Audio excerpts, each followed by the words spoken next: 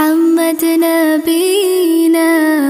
بنور هدينا، من مكة حبيبي نور سطاع المدينة،